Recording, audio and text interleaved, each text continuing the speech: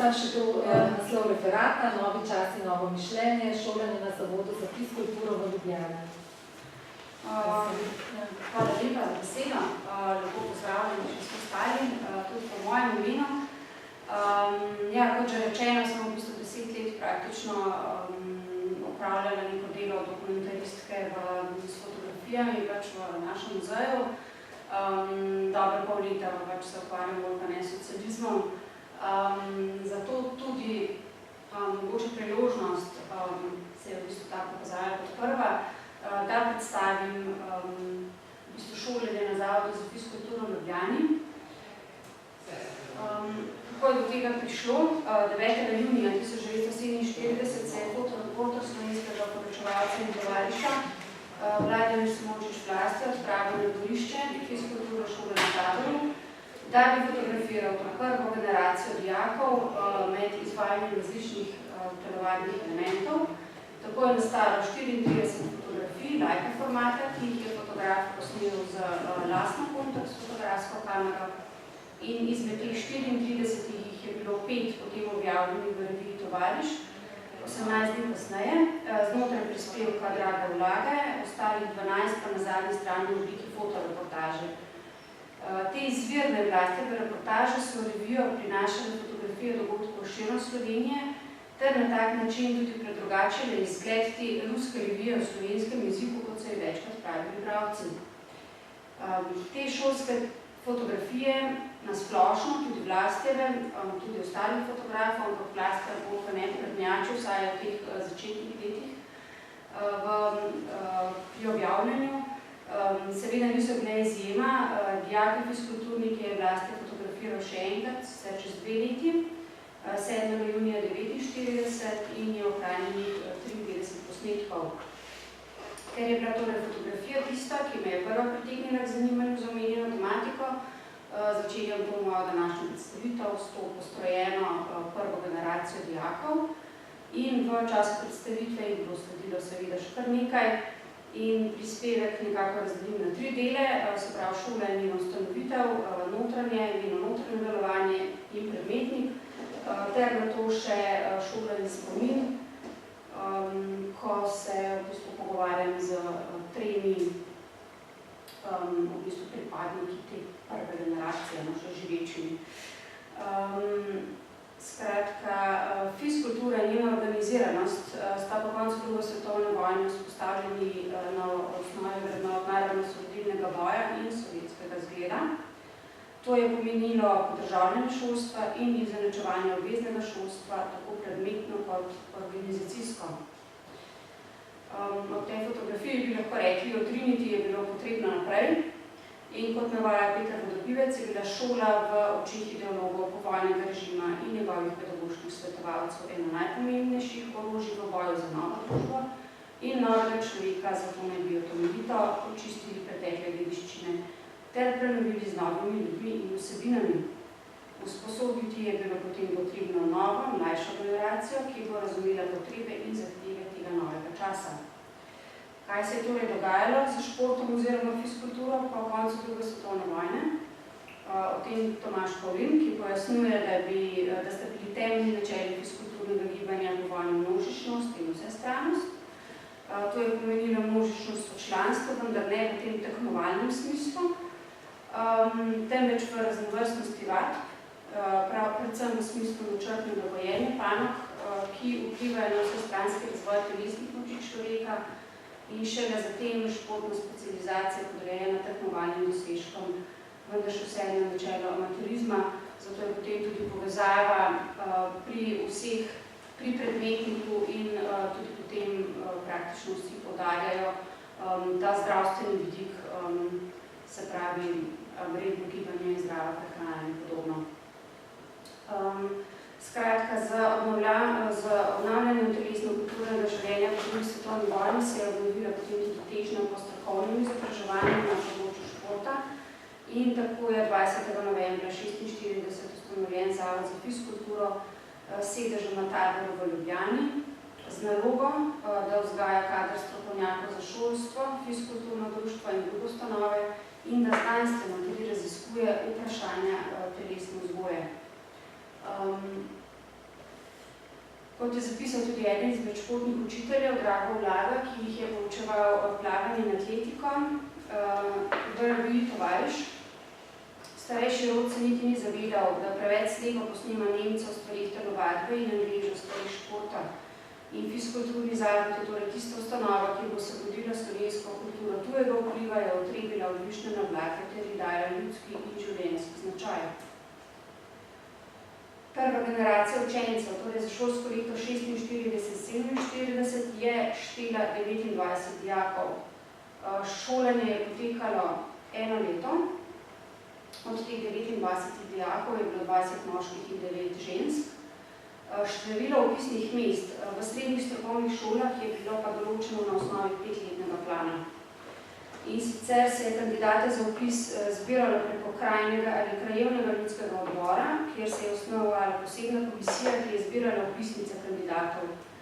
In ti odbori so nato posredovali številčne, ne pa poimenske vpisnice ministrstvu, ki je učence razvrstilo glede na njihove želje najprej v strokovne šole v njihovi bližini, če pa so te imeli že dovolj učencev, pa v tiste bolj oddaljene. In tako so se na Zavod za fiskulturo lahko vpisali absolventi katerikoli srednje šole, ki so imeli za to vrsto študijo dovolj telesne sposobnosti in so opravili sprejemni izpit. Za dijake, ki so se vpisali potem v kasnejših letih, tako naslednje leto, se Zavod v bistvu v naslednjem šolskem letu prerastel v 3-letno in malo zatem v 4-letno srednjo šolo. Študenti torej bivajo na podstrešju leta 26 zgrajenega sokolskega doma v sobah najmanj po 2 in največ po 4, ločeni po spolu. Predavanje in vaje potekajo cel dan, se pravi so cel dan zaposleni. Anatomske vaje so imeli na medicinski fakulteti, praktično vsebino v telovadnicah in igrišču na Taboru, atletiko in nogomet na Bežigrajskem stadionu, v Trostu, Tivoliju, plavanje na Iliriji, smučarski tečaj na Črnem vrhu nad Veselicami, jadralno letenje v Poljčah in taborili so v Ribnem. Tam so se pospeli potem tudi na Triglav in prvenstveno so hodili potem se učiti vožnjo s kajakom po Savi Bohinjki oziroma hodili plavati v Radovnico v bazen. Pri sestavljanju učnega načrta se je vodstvo zavedalo, da morajo največ skrbi posvetiti praksi, zato so tudi učni program prilagodili na tak način. Predvsem zato, da bi bilo posamezne športe kasneje na službenem mestu lažje popularizirati. To sta v bistvu na eni strani spričevala, na drugi strani pa se pravi dokument o diplomiranju. In ta učni program je bil izjemno intenziven v tem prvem letu. Poučevalo se je anatomijo, biomehaniko, fiziologijo, higieno, prvo pomoč v športu in skratka 27 predmetov, od katerih jih je bilo pa potem 23 potrebno upraviti na zaključnem izpitu. Predmetnik šole ostaja tudi v nadaljevanju pravzaprav enak z malenkostnimi spremembami, da se v bistvu določeni predmeti združujejo oziroma se dodajajo novi. V smislu na začetku ni bilo slovenščine v tem prvem letu, potem je bila tako v naslednjem šolskem letu dodana. Ni bilo tudi fizike in kemije, ki je potem dodana tako v naslednjem šolskem letu.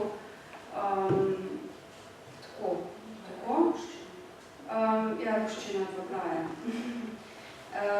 In za to pomoč v odkrivanju kvalitete ravni pouka so pomoč inšpekcijski zapisniki.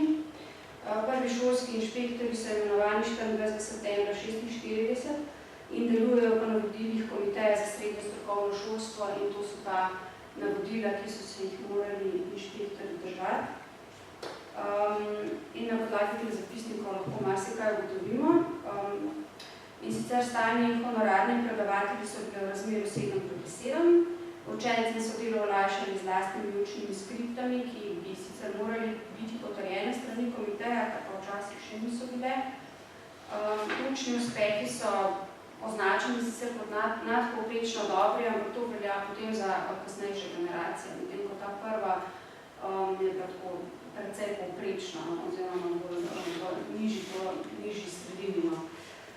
Kar nam bi bila posledica tudi tega, da je imela šola internat s popolno oskrbo in posledica dejstva, da so bili skoraj vsi učenci po večini štipendirani. Takole.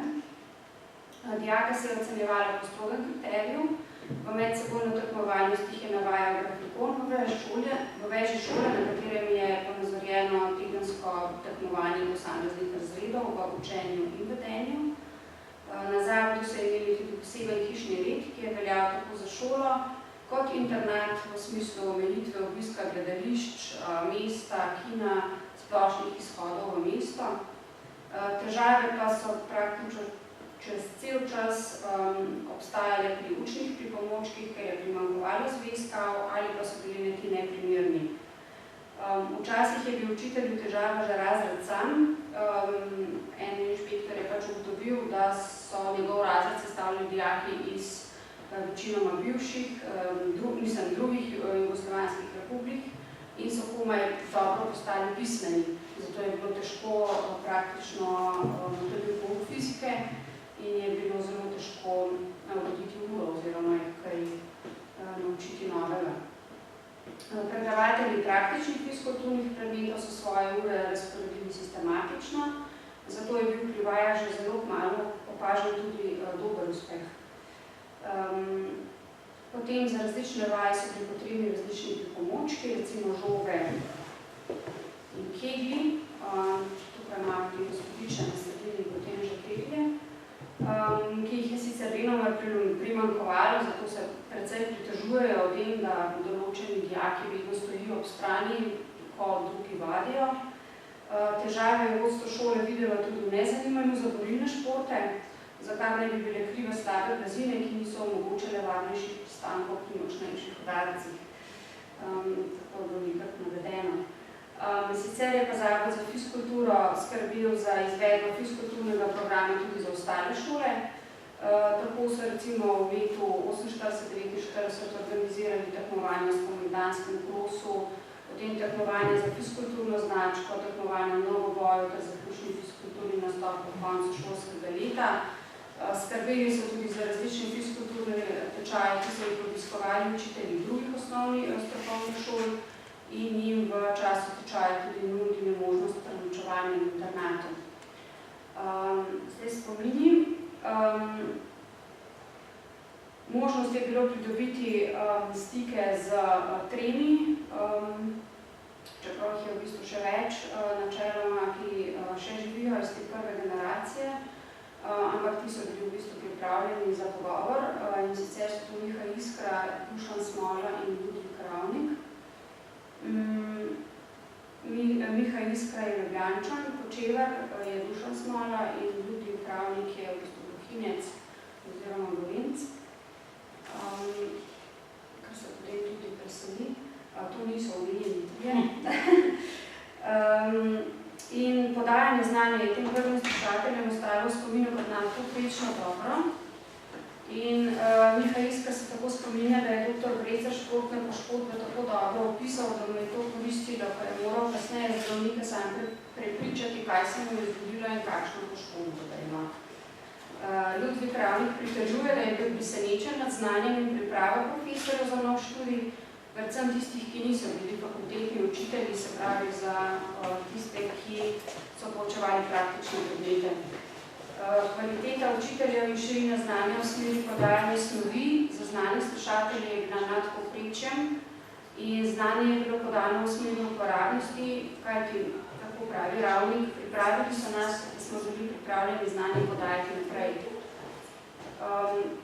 Potem Dušan Smola govori o tem, da je imel v bistvu zelo malo predznanja, preden je prišel na šolo, kajti je imel opravljeno le eno leto partizanske gimnazije, kar se mu je na začetku zelo poznalo. Ker pa sem seštel med mlajše dijake, tako Smola, mladostni navihanosti niso bili kos niti hladni prostori telovadnice po zimi, na začetku nezadovoljiva dnevna prehrana v železničarski menzi. O tem je dejansko pravil, da po 3 mesecih je izjemno shujšal, približno 20 kg, ker se je to približno dogajalo tudi vsem ostalim dijakom, se je šola odločila, da organizirajo prehrano znotraj internata. S tem, da se je to, se pravi, izboljšalo z lastno kuhinjo, hkrati se je pri njem pojavila možnost, da si je dan za dnem izboril stanje priboljške v obliki suhih skorij kruha pri kuharicah, tako da navdihan, kar se me potem tudi poznalo pri zaključenju izpitov, ki ga praktično ni naredil vseh predmetov, ponavljajo v bistvu ljudske plese. No. In sicer iz razloga, ker so starejši dijaki vedno plesali z dekleti, medtem ko mlajši pa med seboj kot je pravil, da pač enostavno ni šlo brez heca. Na podelitvi diplom je minister za ljudsko zdravje, dr. Miran Lučin, tole povedal in nekateri so se tega izjemno držali. Predvsem Miha Iskra, ki si je ta nasvet v bistvu zelo zapomnil. Takoj po zaključku študija je tudi predaval na idrijskem koncu v bistvu zdravje oziroma skrb za zdravje. Potem je bil tudi nosilec te propagande, cepljenja proti tuberkulozi in je skratka bil nosilec te zdravstvene posvete, kot sam pravi. Skratka, pouk sam je potekal dovolj kvalitetno, da so se z dekretom ministrstva poslani učitelji telovadbe lahko takoj začeli z delom. Skratka, vsak izmed teh dijakov je dobil dekret, s katerim so bili poslani potem na določeno delovno mesto. Dušan Smola, se pravi iz Kočevja v Stari trg na Notranjskem, Miha Iskra je pa šel v Šentjur, medtem ko Ludvik Ravnik je ostal na srednji tehnični šoli v Ljubljani, iz razloga, ker je poleg te športa prvenstveno študiral medicino. Vsi trije so bili tudi prejemniki štipendije. In če je Smola recimo začenjal žogo Bradlja in dobro ohranjeno telovadnico v Starem trgu, je bil Iskra v Šentjurju soočen z enostrgano žogo in razpadajočo telovadnico. Ravnik težav z opremo ni imel, na šoli pa ostalo le 1 leto, kajti ob študiju medicine ni bilo mogoče opravljati še zaposlitve. Izjemna je ta vnema posameznikov, pa tudi zaslomba pri krajevnih obrtnikih in gospodarstvenikih, kasneje tudi malo politično, so se v bistvu stkali vezi, so omogočili, da so se razmere na športnem področju izboljševale. Se pravi, za na konec bi poudarila v bistvu ta dober učni načrt Zavoda za fizkulturo za izvajanje praktičnih predmetov, tudi v njihovi različnosti, na podlagi katerih je bilo mogoče lažje prenašanje znanja novim generacijam, to potem tudi vsi učitelji zelo poudarjajo. Učiteljski zbor, ki je vodil Zavod za fizkulturo in tudi kasneje na državni ravni dejavno sodeloval pri pripravi učnih programov in smernic za razvoj telesne vzgoje. In ta prva povojna generacija se je izjemno zavedala moči sodelovanja in vzajemne pomoči pri napredku, se pravi določenega kraja ali družbe nasploh. Zato je zelo hitro vzpostavila vezi s pomembnimi posamezniki, večinoma najprej v gospodarstvu, šele nato potem v politiki, ki so jim prek svojih zvez omogočili lažje izvajanje načrtov in zamislih praksi. To sta dejansko poudarjala oba, tako Miha Iskra kot Duša Smola, da je bila izjemna pripravljenost ljudi za prostovoljno delo pri izgradnji stadionov, telovadnic in podobno. Imeli so tudi dobre zveze nasploh, v bistvu, kar je tudi Blovdek je dejansko zastonil naredil načrte za stadion v Šentjurju. Medtem ko Ludvik Ravnik je kasneje postal pri nas vodilni urolog in prvi, ki je presedil Ledvico in tudi sam deloval na področju kot športni zdravnik in je bil potem vodja, mislim, da skoraj vseh olimpijskih v bistvu reprezentancij jugoslovanskih. Sam Zavod za fizkulturo je deloval vse do 26. novembra 1993 pod odkriljem Komiteja za srednje šolstvo, ko je bil ustanovljen Inštitut za telesno vzgojo v Ljubljani z višjim šolskim študijem.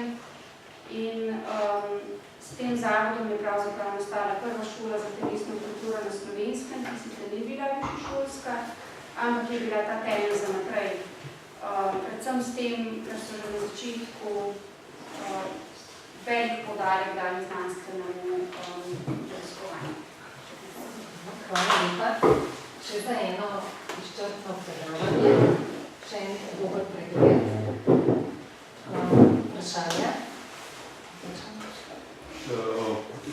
zanimiva tema. Osebno pač gledam tako. Imam pa toliko vprašanj, da bom pa interno par stvari preletel, ker pač se ne dotikam nekih segmentih, tako čisto raziskovalnih. Drugače pa tim. Jaz bom imela eno vprašanje, dobrodošli na našem političnem panelu. Sam sebi, zdaj. Jaz si bom kaj postavil tam, da nekaj časa. Jaz bi pa sem to vprašala, naprimer, ta ideologija predvojna Sokolov in Orlov, kako se to kaže v povojnem zavodu za fizkulturo? Teh usporednic v bistvu nisem iskala, ker točno tudi približno poznam delovanje sokolstva in orlovske organizacije na splošno. Se vlečejo dejansko usporednice, da so tudi ti profesori pravzaprav še vsaj nekaj tistega prejšnjega časa. Mogoče so se samo malo opremili z novo ideologijo, da so dejansko vlečki za te dalje. To kažejo dejansko potem tudi te skripte, ki jih oni pišejo za učence, in jih nekako še držijo zase, in jih ne dajo v neko obravnavo oziroma potrebno. Ampak so tako, kaj so kakšni podatki, skrb za telo, skrb za, ne vem? Ja, na splošno je veliko povezave med gibanjem, temi prostimi vajami, ker je veliko potem tudi poudarka na sami obliki teh prostih vaj, ker so bile, mislim, da nekako tipične te socialistične variante prikaza nekih telovadnih vaj na stadionu in podobno. Podobno kot v prevojnem času. Hvala lepa, za enkrat več pa še mogoče pol, bomo še v tem narodnem domu rekli.